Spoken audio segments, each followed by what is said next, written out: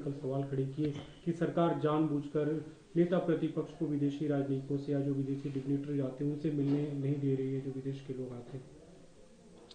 देखिए, अगर एक लंबी परंपरा रही कि विदेश के मेहमान जो आए वो सरकार से भी मिलें और विपक्ष से भी मिलें, तो उस परंपरा को कायम रखने में सरकार को कोई हर्ज नहीं होना चाहिए। और इससे ऐसा दिखता है कि सरकार कुछ छिपाना चाहती है, सरकार को डर है कि पता नहीं जो विदेश से हमारे दूसरे राष्ट्र के प्रधान आए हैं वो विदेश के किस राज को नेता विपक्ष के सामने ना खोल दें।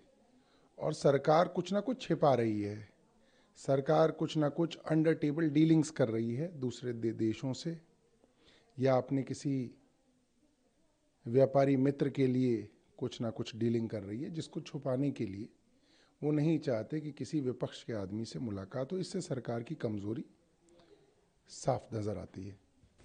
जैसे भारत एक अहिंसा के साथ है, जो भी शांति वार्ता मतलब शांति चाहता है भारत पूरे रीजन में। रूस के राष्ट्रपति ने भी भारत के साथ सहयोग के साथ काम करने की बात की और बताया कि लंबे समय से भारत रूस सामरिक और अलग अलग मामलों के साथ रहे हैं। देखिए, जिस रूस ने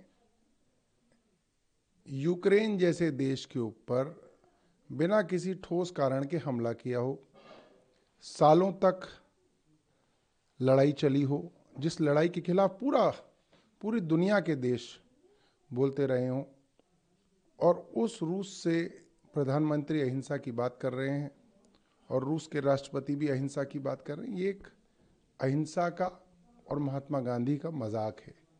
मुझे लगता है इन सब चीज़ों से बचना चाहिए। और हमारे देश में अब ऐसा प्रतीत होता है कि जैसे हमारे पूरे देश को कोई बाहरी ताकत ही चला सकती है, हम उनके आगे समर्पण कर चुके हैं। या तो अमेरिका ही हमें चला सकता है या रूस हमें चला सकता है, हम खुद नहीं चल सकते। ये बहुत शर्मनाक है। इससे ऐसा लगता है कि देश बैसाखियों पर है और देश आत्मनिर्भर होने की बजाय पूरी तरीके से किसी ना किसी विदेशी ताकत पर निर्भर रह गया है, जो कि कमजोरी की निशानी है। इससे प्रधानमंत्री जी को बचना चाहिए।